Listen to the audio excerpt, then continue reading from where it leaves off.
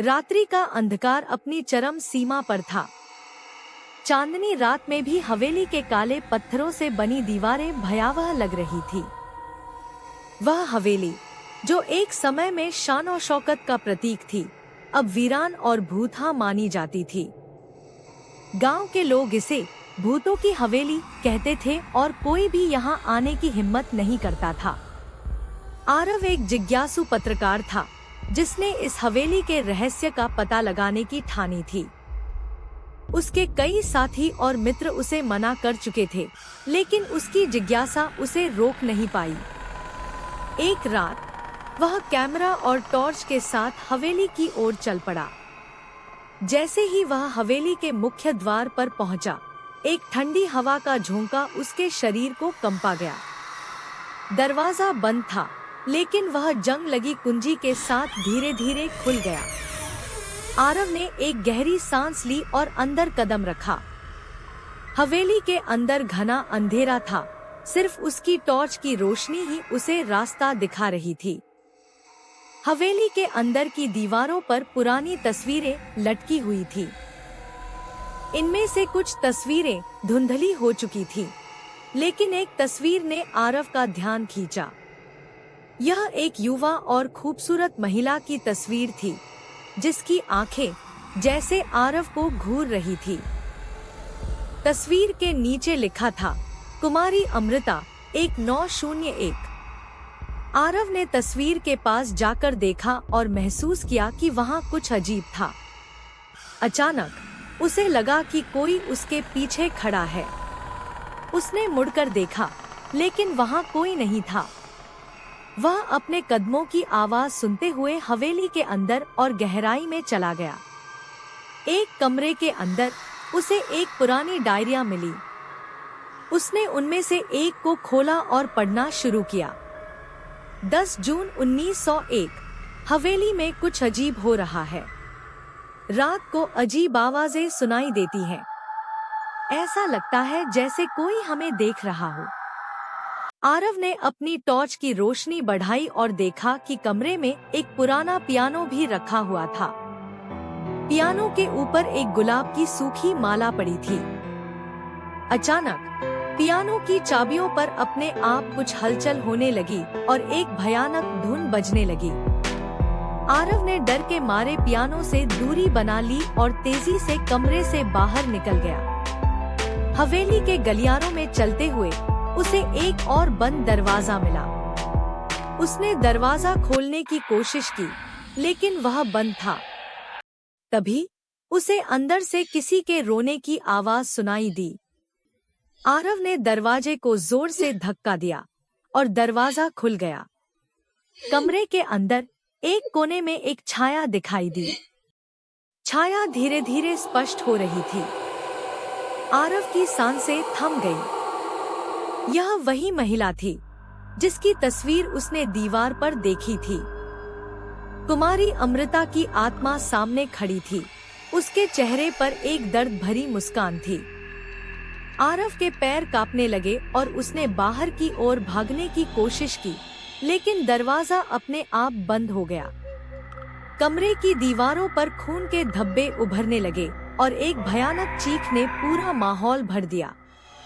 आरव ने अपने आप को संभालने की कोशिश की, लेकिन वह चीख इतनी भयानक थी कि उसने अपनी टॉर्च गिरा दी।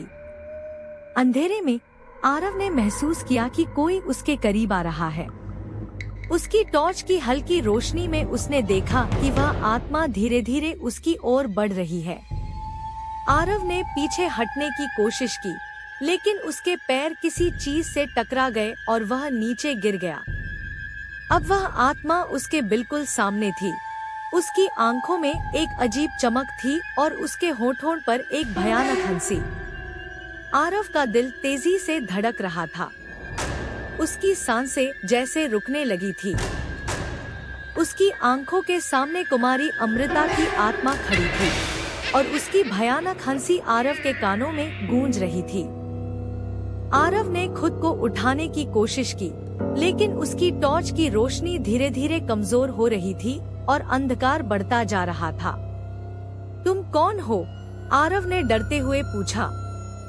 आत्मा ने जवाब नहीं दिया, लेकिन उसकी आंखों में दर्द और गुस्सा स्पष्ट दिख रहा था। कमरे की दीवारों पर खून के धब्बे और गहरे हो गए। अचानक आत्मा ने अपने हाथ आगे बढ़ाए और आरव को घसीटने लगी। आरव ने अपने आप को छुड़ाने की पूरी कोशिश की, लेकिन वह शक्तिहीन महसूस कर रहा था। जैसे ही आत्मा उसे एक अंधेरी कोठरी की ओर ले जा रही थी, आरव ने कैमरा निकाला और तस्वीरें लेने लगा। फ्लैश की रोशनी ने आत्मा को कुछ देर के लिए विचलित कर दिया और आरव ने इस मौके का फायदा उठाकर अपने आप को छुड़ा लिया। उसने तेजी से कोठरी का दरवाजा बंद कर दिया और बाहर की ओर भागा। हवेली के गलियारों में दौड़ते हुए आरव को कई पुरानी चीजें और फर्नीचर नजर आए, जिन पर धूल जमी थी। उसे एक पुरानी सीढ़ी दिखी जो हवेली के ऊपर की मंजिल की ओर जा रही थी। आरव ने बिना समय गंवाए सीढ़ियां चढ़नी शुरू की। सीढ़ियां चढ़ते हुए उसे किसी के कदमों की आवाज सुनाई दी। वह आवाज उसके पीछे थी और जैसे जैसे वह तेज चलता गया, वह आवाज और तेज होती गई। ऊपर पहुंचकर उसने एक बड़े कमरे का दरवाजा खोला। यह कमरा हवेली का सबसे बड़ा और सबसे भव्य कमरा था। दीवारों पर प्राचीन चित्र और सजावट की चीजें लगी हुई थी।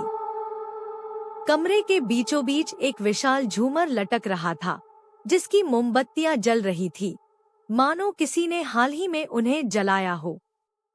आरव ने अपने कैमरे से तस्वीरें लेना जारी रखा। तभी उसे एक पुरानी डायरिया और किताबों का ढेर दिखा। उसने एक डायरी को खोला और पढ़ना शुरू किया। 5 जुलाई 1901 हवेली में एक अजीब घटना घटी। अमृता की मृत्यु हो गई, लेकिन उसकी आत्मा हमें परेशान कर रही है।